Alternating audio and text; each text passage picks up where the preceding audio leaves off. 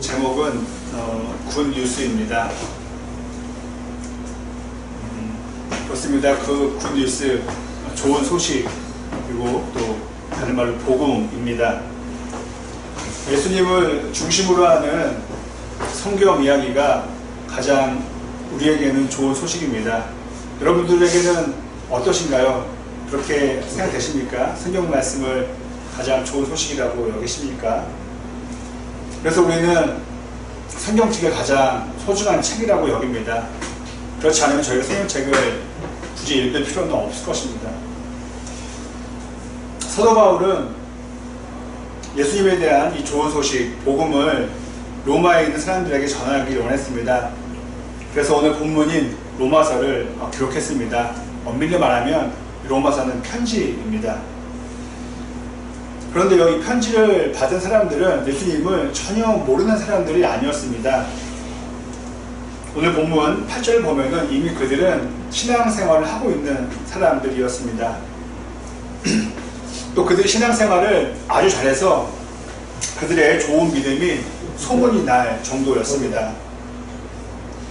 그런데 바울은 15절에서 다음과 같이 이야기를 했습니다. 제가 읽어드리겠습니다. 그러므로 나의 간절한 소원은 로마에 있는 여러분에게도 복음을 전하는 일입니다. 이 자리에 있는 저와 여러분 모두가 예수님을 전혀 모르는 분들은 없을 것입니다. 오랫동안 신앙생활을 하셨거나 한 번쯤은 예수님에 대해서 들어보셨을 것입니다. 그러면은 이미 알고 있는 저와 여러분들에게 로마서는 분명히 도움이 되는 책일 것입니다. 그렇다면 무슨 좋은 소식이 있었기에 바울은 로마로 편지를 썼던 것일까요? 좋은 소식, 복음 또는 이 굿 뉴스, 이것을 저희가 진지하게 생각해 보았으면 합니다. 우리 형제님 또 우리 자매님들, 저에게도 묻는 질문입니다. 우리에게 있어서 좋은 소식은 무엇일까요? 좋은 소식. 제가 한번 예를 들어보겠습니다. 돈을 많이 버는 것, 그리고 노후 걱정 없이 여유롭게 살 수 있는 것, 또 자녀가 좋은 학교에 들어가고 좋은 직장에 들어가는 것, 그리고 자녀가 좋은 사람과 결혼하는 것, 또 남자나 여자나 이뻐지고 멋있어지는 것, 이런 건 다 우리가 듣고 싶어하는 좋은 소식일 것입니다. 또 뭐가 있을까요? 지금 저희가 살고 있는 집이, 동네가 집값이 뛰어서 저희에게 더 돈이 생기는 것, 또 좋은 소식일 것입니다. 그리고 좋은 차를 갖는 것도, 그리고 유명한 사람과 친해지는 것도, 그리고 우리의 몸이 아프지 않고 건강한 것도 좋은 소식이 됩니다. 자, 그럼 로마서에서 바울은 무엇을 갖고 좋은 소식이라고 말했을까요? 안타깝게도 제가 조금 전에 읽어드렸던 내용들은 하나도 나오지 않습니다. 당시 로마 사회에서는 부를 얻고 명성을 얻는 데 있어서는 이 기독교 복음은 오히려 큰 약점이 되는 것이었습니다. 기독교 복음을 갖고 있지 않는 게 더 잘 살 수 있는 비결이었습니다.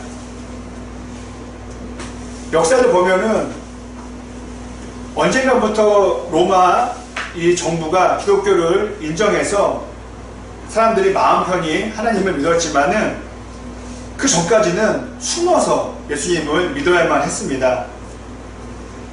로마에 가면은 처음으로 왕이 허락한 그 교회가 있습니다. 성당이라고 하는 게 더 맞을지도 모릅니다. 아주 잘 만들어진 교회입니다. 그런데요, 로마 시내에서 조금 떨어진 곳에 가면은 카타콤이라는 지하 교회가 있습니다. 지하 마을이라는 것이 더 좋은 표현일 수도 있습니다. 이곳은 원래 지하 공동 묘지였다고 합니다. 그 지하 묘지에 왜 교회가 있었냐면요, 로마 정부에 탄압이 있었기에 기독교인들은 그 지하로 내려가서 하나님을 믿었던 것입니다. 그리고 교회를 세운 것이죠.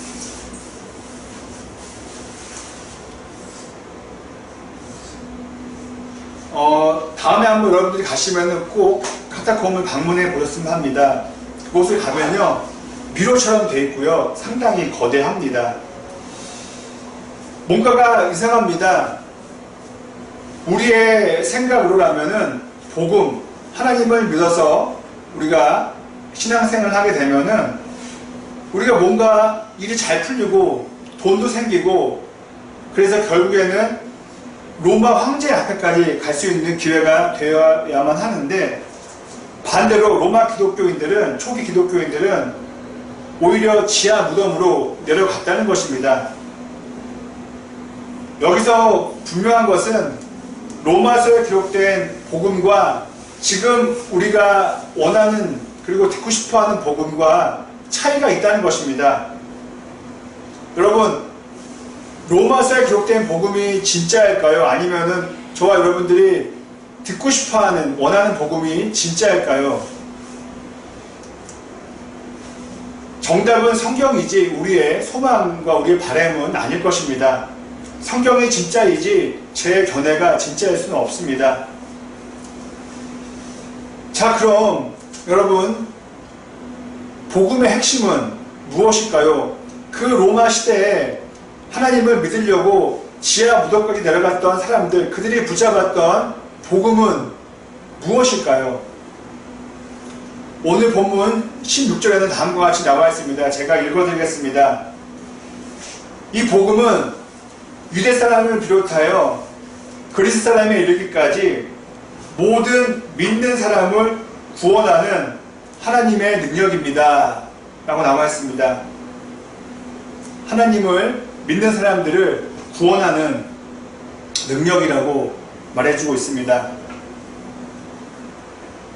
여러분, 그렇습니다. 기독교 신앙, 기독교 복음의 핵심은 바로 돈이 아니고요, 성공이 아니고요, 구원입니다. 여러분, 구원은 무엇입니까? 우리가 교회에서 자주 사용하는 말입니다. 구원은 죽은 상황에서, 그리고 죽을 위험에 놓인 상황에서 건짐을 받는 그런 상황을 놓고 우리는 구원이라고 말합니다. 가장 좋은 표현을 한번 해본다면 이럴 것 같습니다. 제가 물에 빠졌어요. 그런데 제가 수영을 못해서 정말 물에 빠져 죽게 된 상황이 되었습니다. 그때 누군가가 저에게 손을 내밀어서 저를 잡아서 배로 건져 올렸습니다. 그것이 바로 구원의 가장 확실한 모습일 것입니다. 성경은 그렇게 물에 빠진 우리를 구원하려고 손을 내미신 분이 바로 하나님의 아들 예수님이라고 말해 줍니다.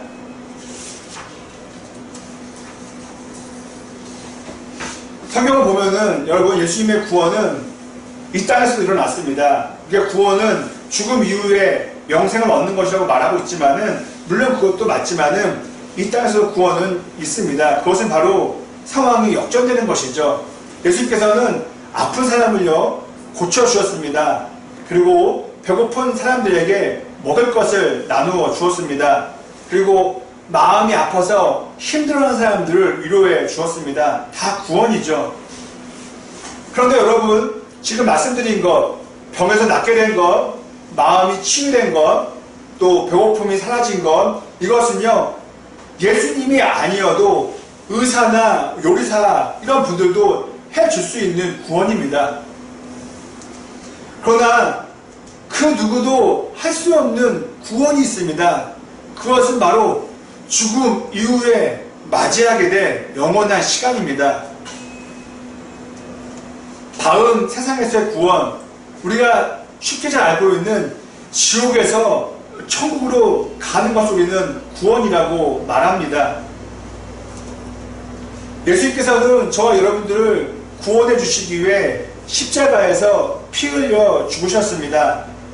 그리고 예수님의 그 피, 보혈로 인하여서 우리의 구원을 막고 있던 죄가 해결되었습니다. 죄가 용서받게 된 것이죠. 그래서 예수님을 믿는 사람들은 모두 구원을 받게 되었습니다. 저와 여러분도 예수님을 믿게 되면은 구원을 받아서 죽음의 문을 통과하여서 지옥으로 가지 않고 하나님이 계신 영원한 생명이 있는 천국으로 가게 됩니다.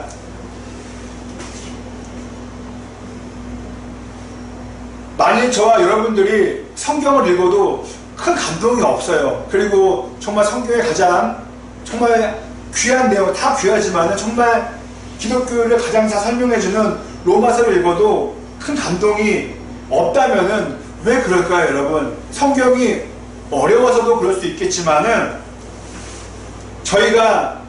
우리가 죽음 이후에 맞이하게 될 천국을, 그 구원을 복음이라고 여기지 않고 돈 혹은 명예 그리고 나의 성공을 복음으로 받기 때문에 우리는 어쩌면은 감동을 못 받았는지도 모릅니다.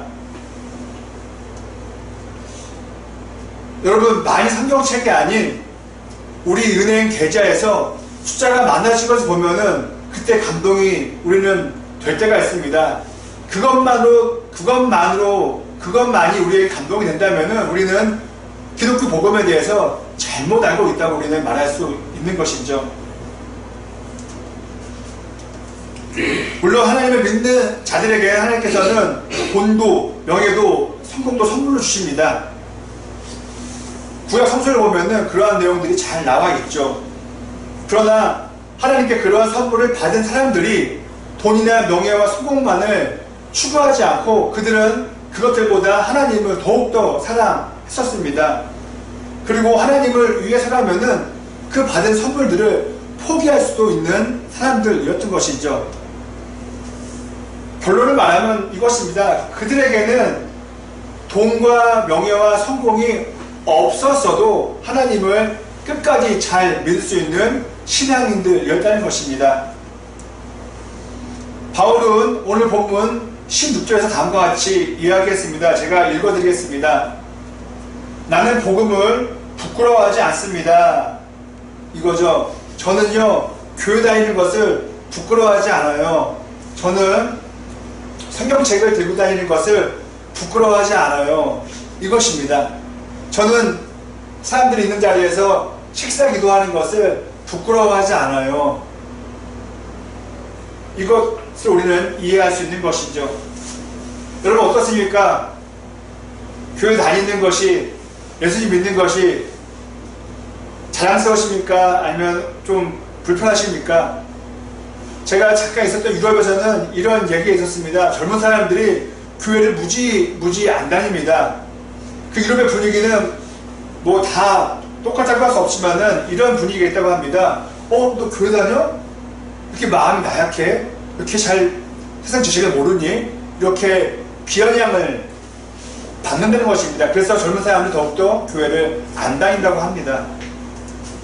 한 번 더 여러분들에게 여쭤보겠습니다. 여러분, 복음을 부끄러워하십니까? 아니면은 되게 감사히 여기고 자랑스러워 하십니까? 우리는 예수 그리스도의 복음 때문에 좋은 것을 얻을 수도 있고 또한 잃을 수도 있습니다. 그리고 복음 때문에 우리는 그 옛날 로마 기독교인들처럼 지하 무덤으로까지 우리는 내려갈 수도 있습니다. 짧게 말씀드리면 우리는 복음 때문에 우리의 삶이 높아질 수도 있고 또 반대로 낮아질 수도 있습니다. 그래도 오늘 말씀을 기억하며, 사도 바울의 말씀을 기억하며 저와 여러분 모두 어떠한 상황에서도 복음을 부끄러워하지 않았으면 합니다. 이제 설교를 마치고자 합니다. 여러분, 어떠한 상황에서라도 복음을 부끄러워하지 않을 수 있는 것, 이 근원적인 힘은 무엇일까요? 바로 천국을 향한 소망입니다. 영원한 고통만이 있는, 영원한 시간 가운데 있는 그 지옥으로 갈 수밖에 없었던 저와 여러분의 영혼이 예수님의 도움으로 구원을 받아, 예수님의 희생으로 구원을 받아 하나님이 계신 영원한 평안이 있고 영원한 생명이 있는 천국으로 가게 됐다면은, 여러분, 이보다 더 좋은 소식은 어디 있겠습니까? 저는 아직 죽지 않아서 그곳에 가보지 못했지만은 제가 성경을 통해서 예상해 볼 수 있는 것은 아마 저희가 이 땅을 떠나서 하나님의 나라로 가게 되면은 지금의 힘든 삶은 하나도 기억이 안 날 것입니다. 여러분은 어떠신가요? 저는 제가 10대 때, 20대 때 힘들었던 기억들이 있습니다. 하지만 지금 떠올리면은요, 그냥 크게 그렇게 와닿지가 않습니다. 때로는 아예 생각조차 나지가 않습니다. 지금 삶이 좋은데 굳이 그때 거를 생각해서 뭐 하겠습니까? 생각이 안 나는 것이죠. 여러분들도 마찬가지라고 생각합니다. 여러분, 복음이 있는데요, 이 복음이, 좋은 복음이 시대를 흐르면서 조금은 변질된 것 같아요. 우리가 사랑해서 결혼을 하지 않습니까? 그런데 그 사랑이 변할 때가 있지 않습니까, 여러분? 친구의 관계도 아무리 좋은 우정이어도 시간이 지나면서 어떤 문제 때문에 변할 때도 있습니다. 저는 우리 기독교 복음도 처음과 이 로마서가 쓰여졌을 때 그 시간보다는 많이 변질되었다고 생각을 해봅니다. 안타까운 것이죠. 그래서 여러분들에게 두 단어를 드리고 설교를 마치고자 합니다. 원래는 복음이 있었어요. 원래는 변치 않는 성경이 있었어요. 그런데 시간이 흐르면서 여기에 자본주의의 그런 모습이 입혀진 것입니다. 의도는 좋았죠. 하지만은 어느 순간 우리는 순수한 복음이 아닌 자본주의적인 복음을 받아들인 것이 아닌가 생각해 봅니다. 그러다 보니 교회가 병들게 되고 목회자가 병들게 되고 성도분들도 병들게 돼서 사람들에게, 세상 사람들에게 원래는 칭찬받아야 되는, 박수 받아야 되는 교회가 지금은 칭찬이 아닌 비웃음을, 손가락질을 받고 있는 것은 아닌지요. 어떻게 문제를 해결할까요?